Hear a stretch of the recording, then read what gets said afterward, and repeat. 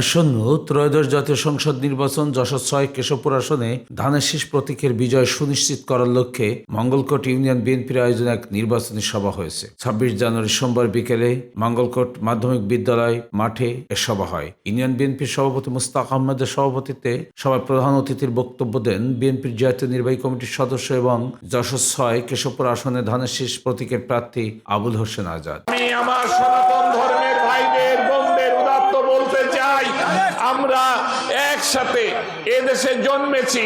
জন্মসূত্রে আমাদের নাগরিক অধিকার সকল সুযোগ সুবিধা ভোগ করার অধিকার আমাদের জন্মগতভাবে আছে।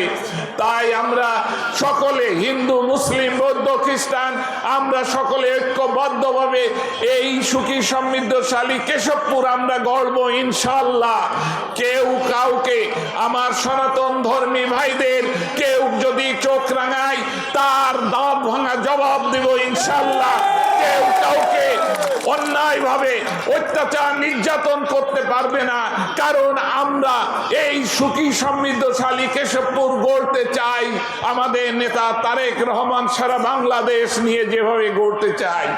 অনুষ্ঠানে বিশেষ অতিথি ছিলেন পৌর বিএনপির সভাপতি ও সাবেক মেয়র আব্দুস সামাদ বিশ্বাস, উপজেলা বিএনপির সাধারণ সম্পাদক আব্দুর রাজ্জাক, উপজেলা বিএনপি সাবেক আহ্বায়ক মশিউর রহমান, উপজেলা বিএনপির সহসভাপতি ও সদর ইউনিয়ন পরিষদের চেয়ারম্যান প্রভাষক আলাউদ্দিন আলা, পৌর বিএনপির সিনিয়র সহসভাপতি কুতুবুদ্দিন বিশ্বাস প্রমুখ।